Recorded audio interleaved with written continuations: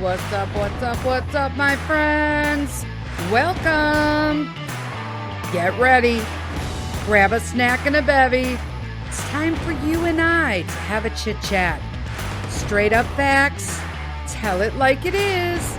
Laugh till you pee your pants. Cry because you probably needed to. And I can't promise, and I'm not going to throw any F-bombs, but I can promise you'll feel a lot better after listening. It's time to get personal, one-on-one, down and dirty, and have a coffee talk. Buckle up. Let's go.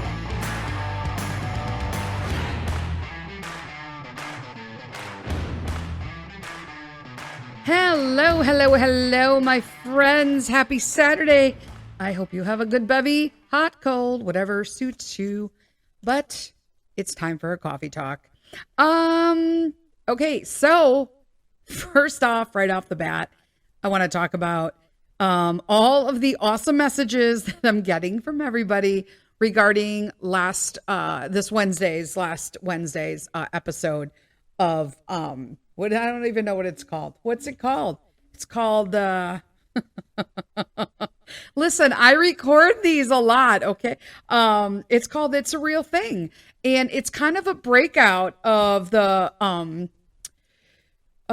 mommy episode of how we're overstimulated as moms. So I appreciate everybody. That episode is just like flying. It's still not even close to being near the mommy episode. But there's that. So, hey, happy Saturday. I hope you guys are having decent weather. We're getting rain. Whatever. April showers, bring Mayflowers. Except we didn't really have a lot of showers in May or in April. So now we're in May and we'll get them now and whatever. In the Midwest. Summer comes like all of a sudden. It's like bam, and it's there. It was like 78 the other day. And then the next day it was like 46 and rainy. And that's kind of where we're at. What are we going to talk about? Oh my gosh. So you guys, I saw this thing the other day. I was fucking dying. So somebody had posted this thing about tell me something that your husband does that like gets on your fucking nerves. And here's me thinking, And the video basically said, why does my husband breathe the way he does? And I was dying and I thought that's so petty. But then I was like, reality, what does Mr. Sith do that gets on my nerves? Like, and it should not. And I'm going to tell you what it is. Eating with a fucking spoon. Now let me explain something to you. I do not like the sound of metal in general, like clicking on shit. Okay. But when he eats soup or anything with a spoon, for whatever reason, every bite, and he's literally told me he can't not eat it that way. And here's me like, what? Lips, baby, lips. You can hear his teeth, top and bottom, hit the spoon as he scrapes it into his mouth every single time. And can I just tell you, it makes my fucking skin crawl. I can't stand it. Oh my God. I'm just thinking about the sound now. It's like, I hate it. So I rarely will make fucking soup or anything to eat with a spoon. I wish I was joking, but it's at a bare minimum. Nope. Here's some mashed potatoes. I personally like eating mashed potatoes with a spoon. Okay. Will not serve them. If he wants a spoon, he usually gets up to get it, but I usually will not serve him with a spoon. I gotta take a drink. Okay, so that it was just funny because I thought, God, this woman's so petty. Breathing? All people have to breathe. And then I'm like, oh, well, all people have to eat too. Just not with a spoon in my house. Oh my gosh. I hope you guys are all doing great today, friends. I mean, we're literally into the 5th month of the year. So like, if you haven't gotten up to do stuff, I'm really falling behind in the decluttering I have my niece coming over, and I think it's a couple weeks. Yeah, it's probably next weekend. To help us with some stuff that I just can't do by myself. And waiting for Mr. Sith to do stuff now, it's like I just can't. But now I'm starting to realize that he purposefully comes up with bullshit things to not do stuff. It's like he comes up with the stupidest shit. And then all of a sudden he has all this free time, but he's on his phone like playing a stupid fucking game. And I'm like, okay, is that game important? Because we had shit to do. Like, seriously. I'm sorry. He works, so he feels like when he's not working that he could play games all day. And I'm like, no, I'm sorry. When I'm not working, I have more shit to do. So there is no game playing until 1 o'clock in the fucking morning when I finally finished everything. And so I sit down and play a fucking match game to go to bed. Seriously. Anyway, what's going on with Pete? I don't know if I said it in the last episode or the one before, but it is officially official now that Peter has been accepted into his academy school. So he's super excited about doing that in the fall. I'm not super excited about paying a tuition, but it is what it is. He also did his first EAA Junior Eagles flying thing. So for those of you who don't know, Mr. Sith, my husband, Peter's dad, is a licensed pilot for single engines planes, which I believe is like Cessnas, that kind of stuff. And so we went to a local little airport on the advice of, because I had no idea this event was going on until one of my mommy friends, Chrissy, was like, hey, did you know this was going on? Like, let's go.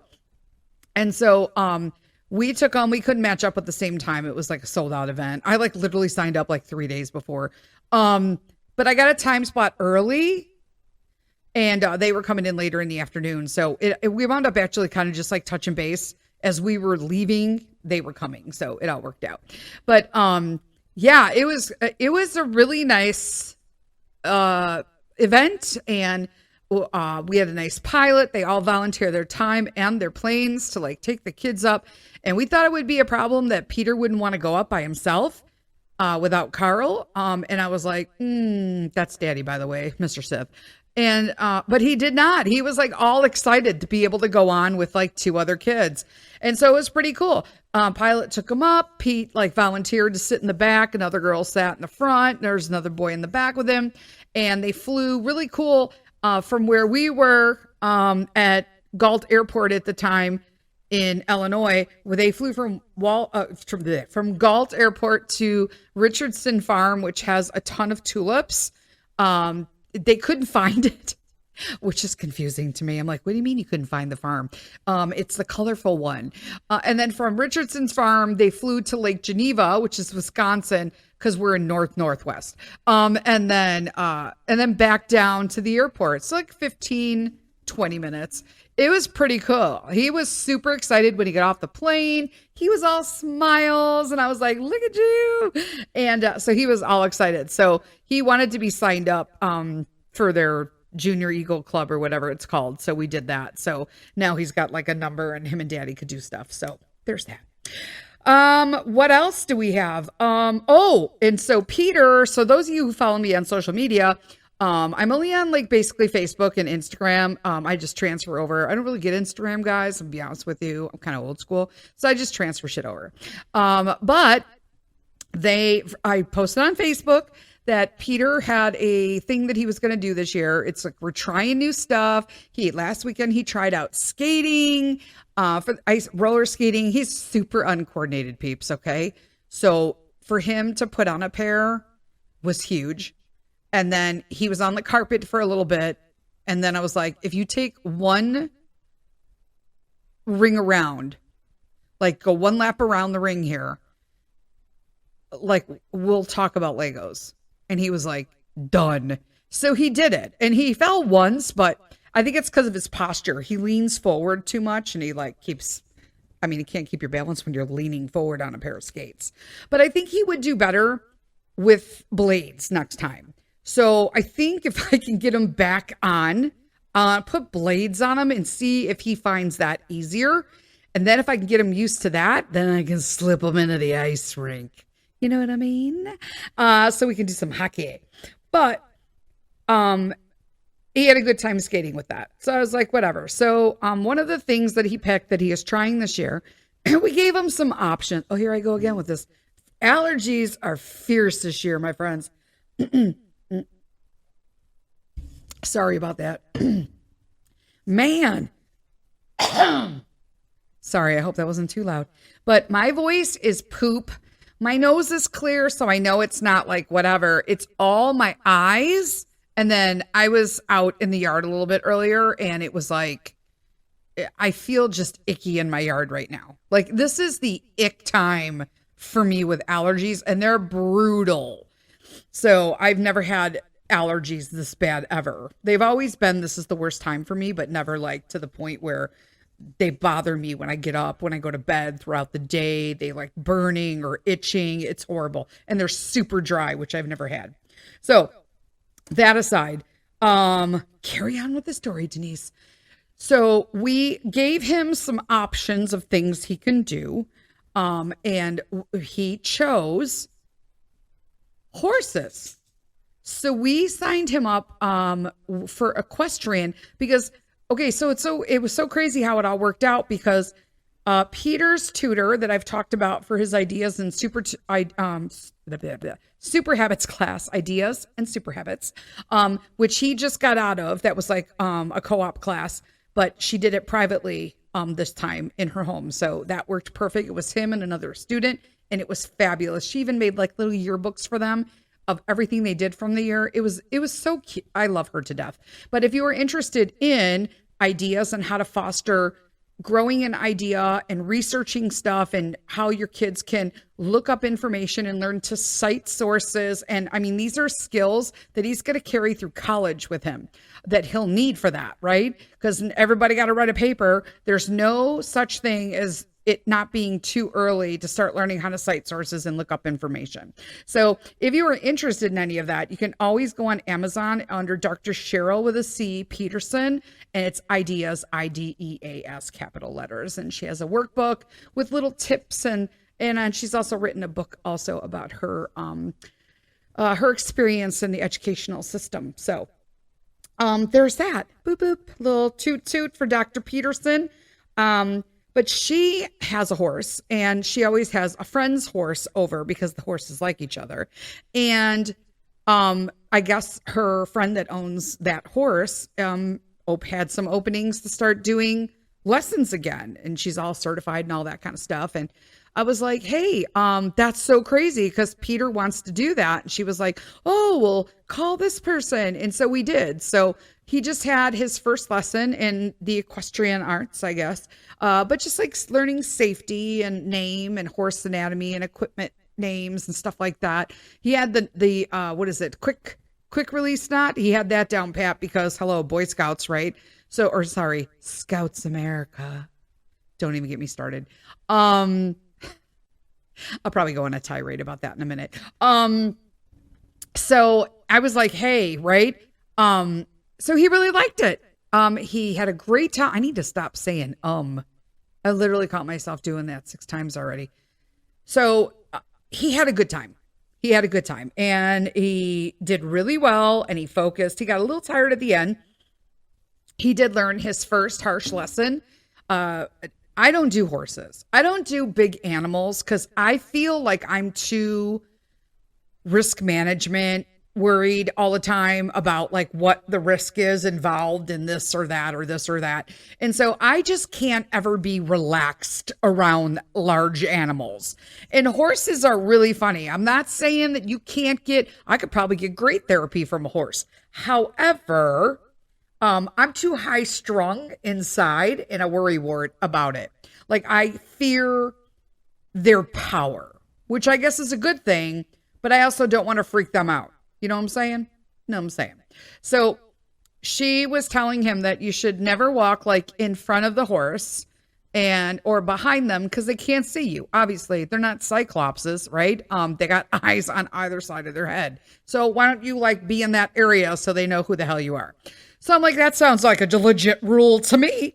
And so he's walking, and for whatever reason, he was, and also when you're next to a horse, your toes are supposed to be, your feet should be parallel to the horse. So not facing the horse, right? And I'm like, yeah, that sounds like a rule.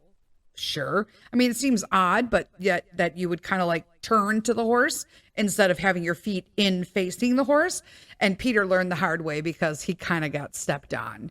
She just kind of like shifted, and when she went to go put her foot down, his horse's name was Sydney, and when she went to put her hoof down, I wanted to say paw. Nope. When she went to put her hoof down, she hit like the tip of his boot, and it was right where he had a sore from a new shoe that he was breaking in. And he was like, it was right where I had my scab. And I'm like, of course it was. But he made me proud. He recovered very quickly. He did the whole like squeeze his eyes. Oh, I can't believe this just happened. And she explained why it happened right away. And, you know, I'm not the mom that's going to run up and be like, did you break your foot? No, just let it go, man. That's her job. He was walking. He was fine. We got home. He moved his toes. There's no issues. Not even bruised. He's fine. So, like, don't send me anything. But let me tell you, he learned a lesson. I bet you he did not move his feet the wrong way for the rest of that lesson. So yeah, so he's doing equestrian now. And I just thought, oh my gosh, when he wears his little helmet, I was like, oh my gosh, I could just see you like jumping hurdles and having correct posture. I'm like, man, I hope this fixes his posture. He's got daddy posture. What else is going on? Oh, besides trying to fix the house and stuff, I'm super excited about having, like, it's official now that I have all this time. So I've been putting together, and I am all in on a couple projects that I'm working on. Yep, I made it a couple projects because I got the time. Dang. Like, it's like, what do you do when you're 24/7 with your kid? And then now he's going to be in school. I am not throwing that fucking time away, people. There is going to be no fucking laying around. There will be no TV shit. I'm not even fucking wasting my personal time cleaning the damn house. Okay? I am going to work on shit I would like to work on project wise. Period. Because I can do it unfucking interrupted. I'm just like beyond excited. Oh gosh, and here he is walking into the room to plop behind me. Buster. So, for those of you who don't know, Buster is our 19-month-old Newfoundland, and which means he's like a year. He'll be 2 years in October. And he's in these, I'll tell you guys, in the past 3 months, this dog has just gotten, like, I knew they tell us that. So Newfoundlands grow 100 pounds minimum in the first year of their life. And he spot on hit that. No ifs, ands, or buts. Okay. He's snoring behind me right now. So if you hear a low rumble, yep, that's the boy. But so their first year, they have such massive bone growth. And so you have to be really conscious about what you're feeding them, what they're doing, you know, how they're exercising, how you're poking, pulling on their joints, their hips, their heads, that kind of thing. It is a massive growth spurt. And that is why, I mean, you're not going to hear an endorsement today, but that is why one of my endorsements are Pet Matrix, because those supplements really help support his growth. And he is a solid young man. So he grew so the first year they grow tall, Newfoundlands, they get their height. And then between the first year and the second year, they get their girth, right? So they grow wide. And at first he just seemed like, yeah, well, you know what? I kind of like him this size. But then like over the last 3 months, I've noticed he's a really widened out, man. He's like a log. He's not fat because I can feel his ribs. I can do all that. But boy, it is just outstanding. It's astonishing how much a large breed dog grows. it's astonishing and wonderful and awesome all at once. He's looking at me with like his little squinty eyes and he's like, oh, I know I'm handsome, mama. That's my Buster voice. My name is Buster. Apparently I gave him a lisp. I don't know. But he is just adorable and I love him. But I'm going to tell you an issue we've been having with Buster. We're correcting it now. But all of you know that I'm holistic in nature, okay? But I will not take prescription meds just to take them. Okay, it's just not going to happen. And I fared 54 years, no issues, right? My other dog, same. She gets her required vaccination. She just gets one because the other one she had a reaction to and she can't get it. Even though they try to give it to her every year, I'm like, hey, remember last year when we discussed again that when she was younger that she had a reaction and almost died? Right. So stop asking me every year if I want to fucking kill my dog. Just asking, just saying. It's really annoying. It's like almost the vet is almost worse than the doctor now. So then, what the fuck was I talking about? Oh, see, I'm telling you guys, I swear to God. So he's doing everything he can. So I got him, my friend uses Fur Life, which is flea and tick control. Okay. Now, if you've never seen a Newfoundland, look it up. Newfies, they call them. Okay. So you have to look them up because they are long-haired, double-coated dogs. And like he has a mane like a lion. Okay. It's pretty massive. Like he's pretty robust with the hair. His hair, I would say, is probably about 6 inches around his neck long. And he is just gorgeous. He's beautiful. But that Fur Life, I got the 12-month one that like tags onto you like slide it onto their collar. I know it's working because it's just like you can smell it. So I know it's there. But it just wasn't enough. And last year we used Frontline. So I'm like, okay, I'm going to do Frontline. No, let's not do Frontline. Let's do that. It's kind of just like less stuff like absorbing in a system, right? Nope. Let me just tell you, we have renamed Buster Nuber this year. So just think a Newfie Uber. Nuber. Because every time he goes out, he brings in fucking ticks. The ticks are so bad this year that it's fucking creepy crawly. This is where I've went because I know a lot of you, okay, I'm going to talk about ticks. So you're all going to be like, if you are, stop. Okay. Just fast forward like 30 seconds at a time. But I'm going to talk about fucking ticks.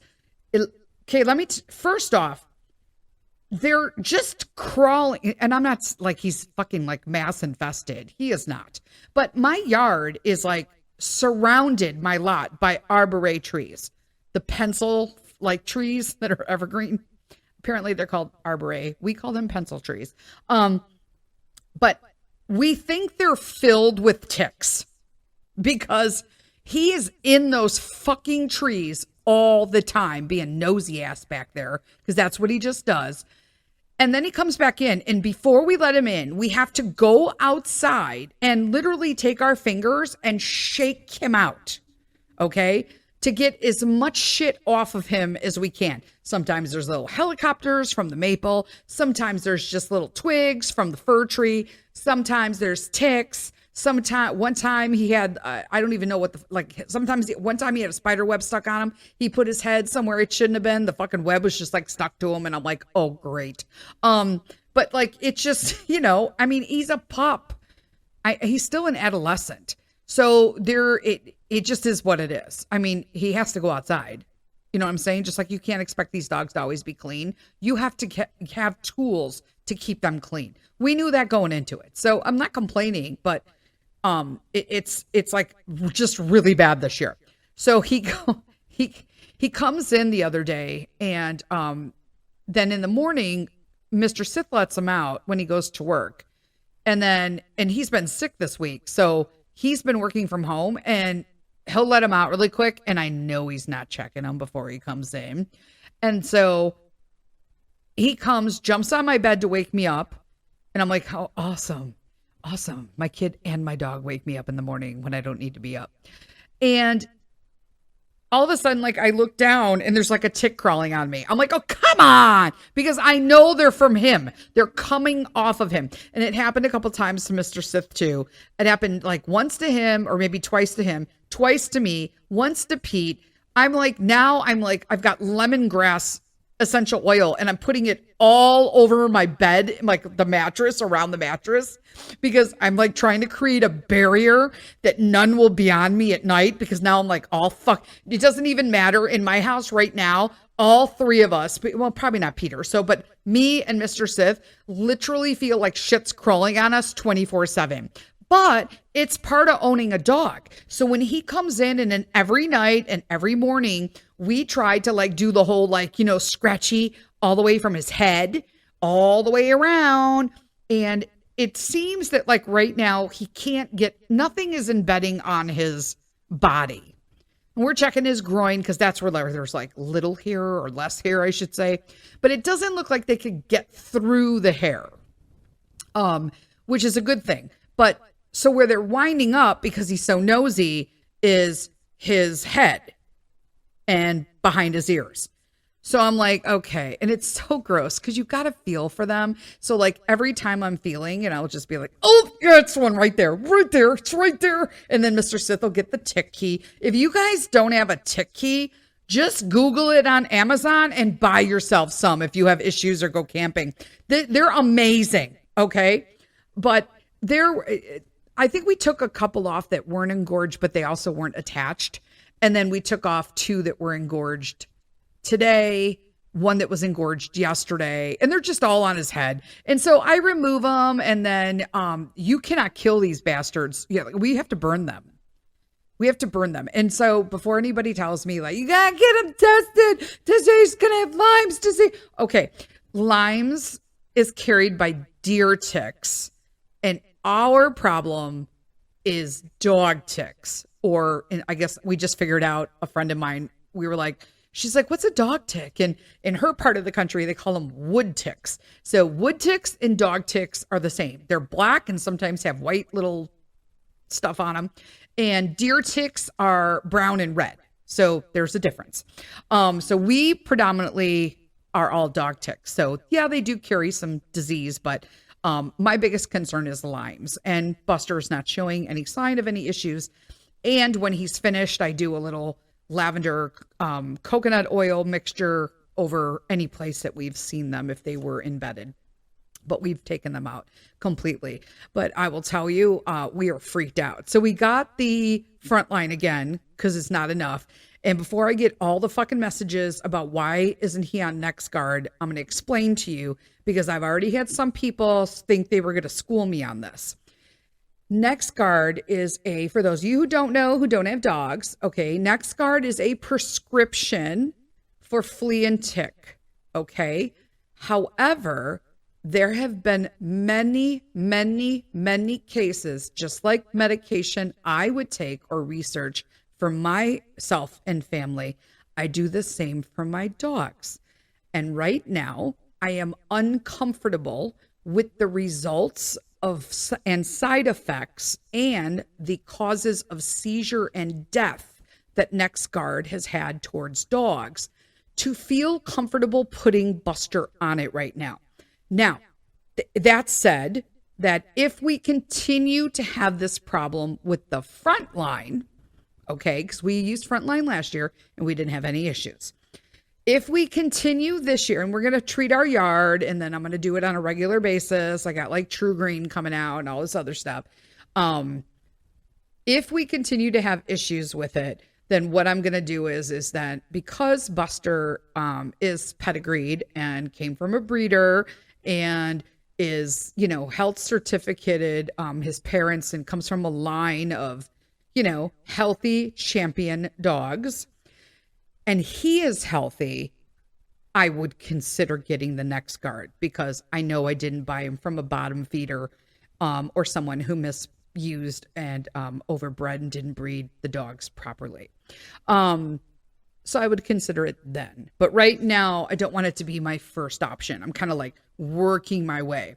I like to try to solve the problem before just getting a fucking pill for something. And if everybody, including humans, did that in our society, try to address the actual problem versus just taking a pill for something, I think we'd be like in a much better place medically, I guess medically, health-wise, that kind of stuff. You know what I'm saying? There's that. And last thing on the agenda today, man, our hockey. So for those people who don't know, I am a huge hockey fan. I've got the fam into it. This year we got season tickets for our local American Hockey League team. We have two of them locally, the Chicago Wolves and the Rockford Ice Hogs. And in all honesty, I used to do Wolves stuff before, and I just don't find it. It's just really corporate based, I kind of feel. So I went, we did Rockford Ice Hogs, and it's more family oriented and a smaller arena, I guess I should say. I don't know. It's not as big as the other one. So, but we really like it. And I feel like it's closer because there's less traffic going the direction. They're two opposite direction. One goes into the city. The other one goes out into the burbs, even further west than we are. So we just prefer it. And they went to the playoffs, and there was some controversial shit. The first game, we went to overtime. We had a player down on the ice. Our players all looking at him in the fetal position on the ice. The fucking ref didn't blow the whistle. And so the other team just gathered all their shit and walked right over to the goal, scored, celebrated, and skated the fuck off the ice. And I'm like, wait a minute, there's a player down. And because the fucking ref didn't blow, and I'm like, you know what? That shit is set up. Like, I'm convinced there's been so many undercover operations of dirty refs and refs already outlying. It's a thing. Okay. It's a thing. It's not like a conspiracy theory. It's a thing. But I thought that is sketchy AF. So then that was at our home game. And then we didn't have home game advantage. It's best of 5. So then we went to Grand Rapids. So our Rockford Ice Hogs played the Grand Rapid Griffins. We are the AHL team to the Chicago Blackhawks. And the Grand Rapid Griffins are the AHL team to the Detroit Red Wings. So, wow. So game 2, we won. Game 3, we did not.